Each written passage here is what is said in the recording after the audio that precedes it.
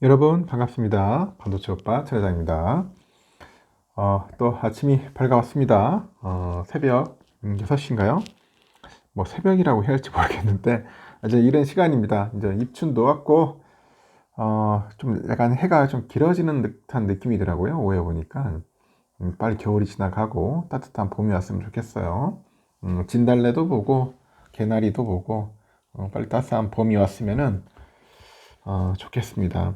음, 산책도 하고 나들이도 해야겠죠. 산책 나들이도 해야 하니까. 하여튼 여러분 오늘도 좋은 일들이 가득하길 바라겠어요. 좋은 일들이 가득하고 즐거운 일들이 여러분에게 아주 좋은 에너지를 주었으면 좋겠어요. 좋은 일들이 발생해가지고 좋은 에너지를 많이 많이 이렇게 분출하시기 바랍니다. 그 배우 중에 보면 한소희 씨라는 게 있어요. 한소희.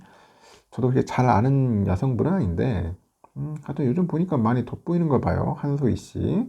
쿠팡에서 옷 사입는 이유. 아니 보통 쿠팡에서 여러분들 옷 사입습니까? 쿠팡에 뭐 필요한 것도 사긴 사는데 온라인에서 옷 사는 것은 조금 깨름직하죠. 이 사이즈나 이런 것들이 잘 안 맞을 수도 있으니까. 그런데 배우 한소희 씨가 쿠팡에서 옷을 사입나 봐요. 한소희는 자신이 쿠팡에서 옷을 사입는 것에 대해서 이렇게 말을 했다고 합니다. 요즘 과분한 사랑을 받게 되면서 제가 입는 옷이나 제가 읽는 책에도 관심이 쏠린다는 걸 알게 됐어요. 그래서 이렇게 생각하게 됐죠. 그럼 내가 더 좋은 책을 읽고 쉽게 찾을 수 있는 옷을 입고 가성비 좋은 가방을 매야겠다. 그래야 팬들이 더 손쉽게 나를 따라하고 기뻐하겠지? 하면서 하여튼 멋진 사람들이 저렴한 옷을 입어도 빛이 나는 이유가 그들이 내면이 누구보다도 밝고 선하기 때문입니다. 밝고 선하기 때문에 빛이 난다. 그래서 성공을 과시하려는 욕망보다는 나를 좋아하는 사람들을 우선하려는 따뜻한 마음이 중요한 것 같아요. 외면의 화려함을 가꾸기보다는 내면의 풍부함을 갖추려는 그런 똑똑한 생각과 판단이 이미 빛나는 사람들을 더욱 눈부시게 만든다는 겁니다. 주변 이들에게 친절을 베풀고요. 나의 내면을 탄탄히 다지려는 그런 노력을 멈추지 않는다면 성공은 지도 새도 모르게 조용히 다가와서 여러분의 뒤를 졸졸졸졸졸 쫓아오고 있을 겁니다. 한번 해보십시오. 알겠죠? 내면을 탄탄히 다지자. 내면 아주 중요합니다. 멘탈, 내면 아주 중요해요. 제가 늘 이야기하고 있지 않습니까? 여러분, 다이아몬드 멘탈을 만들어야 한다. 지금도 늦지 않았다. 그런 이야기를 말씀드리고 싶어요. 증권가에서는 외국인의 그 순매수세 때문에 외국인의 귀환에 대한 기대감을 이어갑니다. 외국인들이 돌아온다. 이달 중에 발표될 예정인 기업 밸류업 프로그램 등 그 정책 방향성이 시장을 지배할 거라는 그런 관측이 있다고 하더라고요.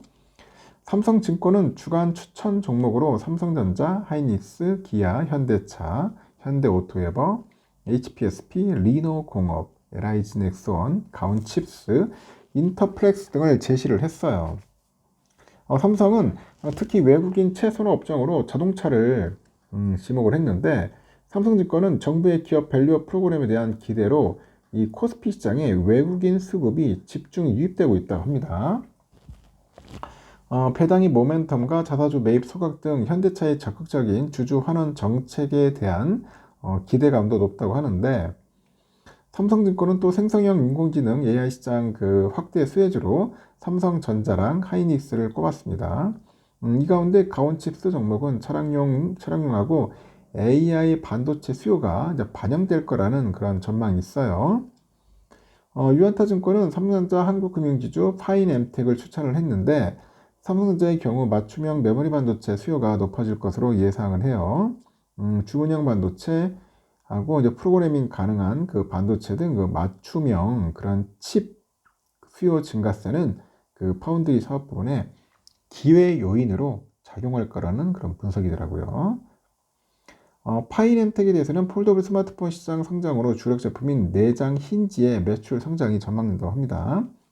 고객사의 부품사 다변화 정책을 통해서 폴더블 스마트폰 그쪽 방향으로 이제 외장 힌지의 그 진출도 기대된다고 하더라고요.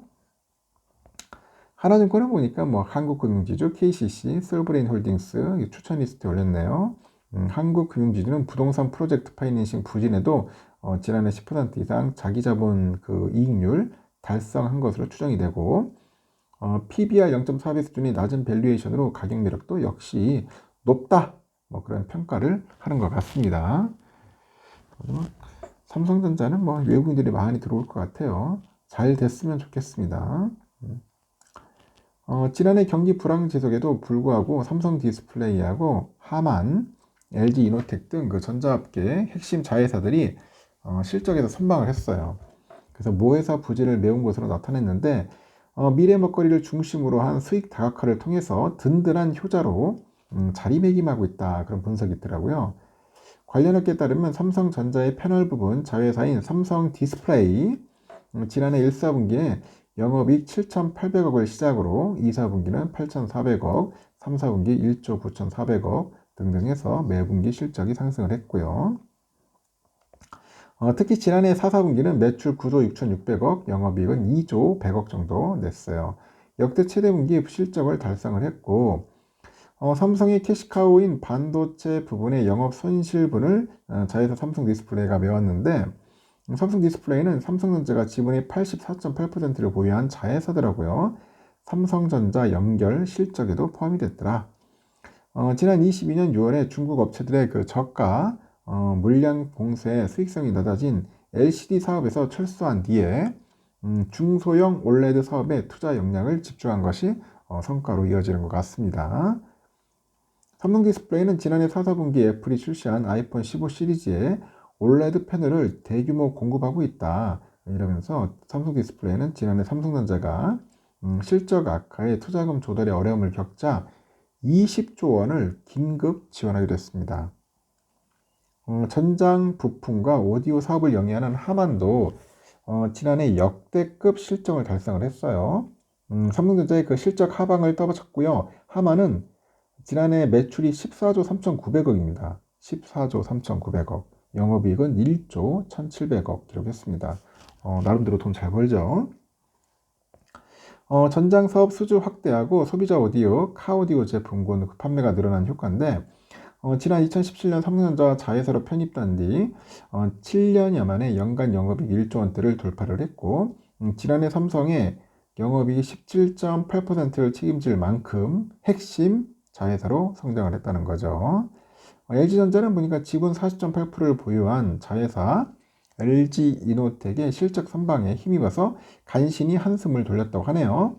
LG는 지난해 4사분기 3,131억 원의 영업이익을 냈고 전년 대비 351% 증가했네요.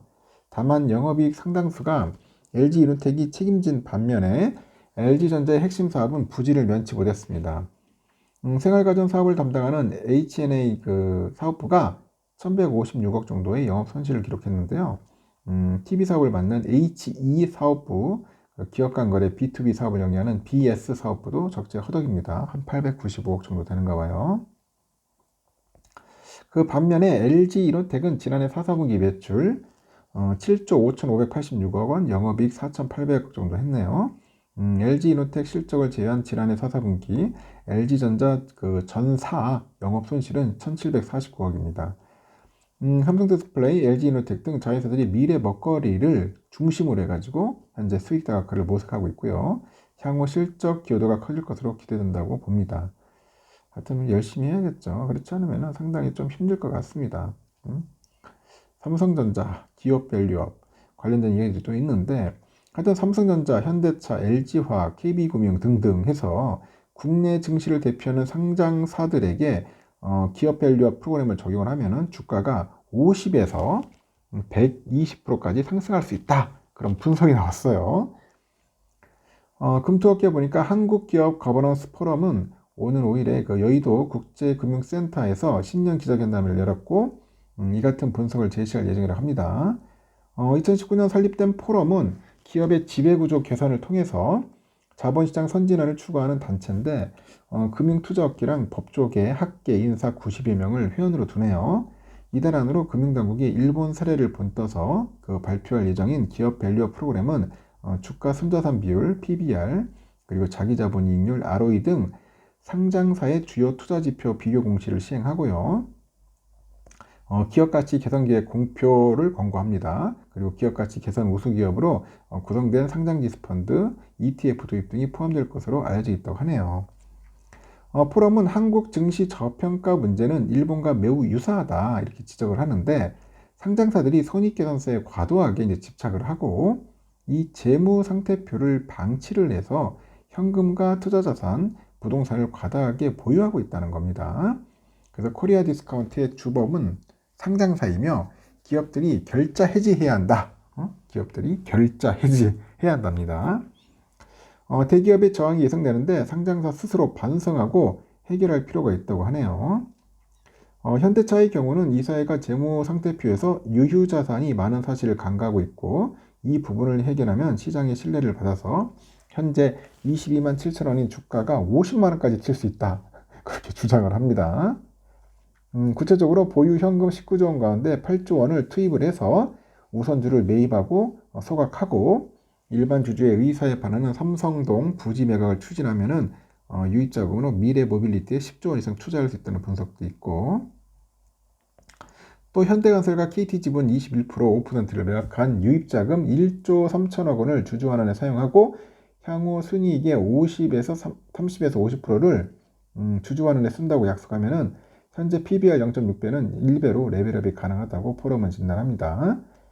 삼성전자는 현금이 92조 원 중 50조 원을 투입해서 우선주를 100% 매입하고 이 중 20조 원 전치를 즉시 소각, 즉시 소각, 주주환원에 사용한 뒤 나머지 30조 원에는 미국 뉴욕 증시의 주식 예탁 증서로 상장할 것을 권고를 했습니다. 딱 멋지네요. 50조 원 투입해서 우선주를 100% 매입해라. 100% 매입해라. 소각해라. 또한 향후 순이익의 30에서 50%를 주주 환원에 쓸 것을 약속을 하고, 대만 TSMC처럼 이사회를 글로벌 인사로 치우면 현재 PBR 1.4배는 2.2배로 뛰어가지고 주가는 14만 원 이상도 가능하다. 그렇게 이야기를 합니다. 비슷한 방법으로 자사주 소각 매입, 주주 환원 비율 상향 조정 등을 실시하면은 LG화학은 PBR 0.9배에서 1.2배로, 하여튼 KB금융은 PBR 0.4에서 0.7에서 0.8배로 상승해서 주가가 막 70만 원, 막 10만 원 이상으로 뛸 수 있다고 봅니다. 각각 70, LG화학은 70, KB는 10만 원. 현재 LG화학이 보니까 46만 원, 그리고 KB가 한 6만 6천 정도 되는 것 같습니다. 이 포럼은 금융당국의 기업 밸류업 프로그램 시행 주체는 경영진이 아닌 이사회임을 명확히 해줄 것을 당부합니다. 이사회 맞습니다. 현재 자산 총액 5천억 원 이상 유가증권 시장 상장사들이 의무 제출해야 하는 기업 지배 구조 보고서가 아니라 별도의 독립된 기업가치 제고 관련 보고서를 발간하도록 하고 만들고, 당국은 밸류업 프로그램을 최소한 3년 이상 지속해서 추진해야 한다고 강조를 하는 것 같습니다. 제발 좀 했으면 좋겠어요. 저도 좀 정신 좀 차리고 했으면 좋겠다. 하여튼 삼성전자한테는 내가 볼 때는 좀 자사주 좀 매입 좀 하고 소각 좀 했으면 좋겠어. 돈도 많이 있는데 한방 확 해가지고 그냥 한번 불사질렀으면 좋겠네요. 주주 환원도 하고 가치도 올리고 그랬으면 좋겠습니다. 저의 바람입니다. 바람. 이재용 회장이 좀 재판 결과도 잘 나왔으면 좋겠네요. 일단 여기까지 하겠습니다. 여러분 좋은 하루 보내시고 또 다음 시간에 뵙도록 해요.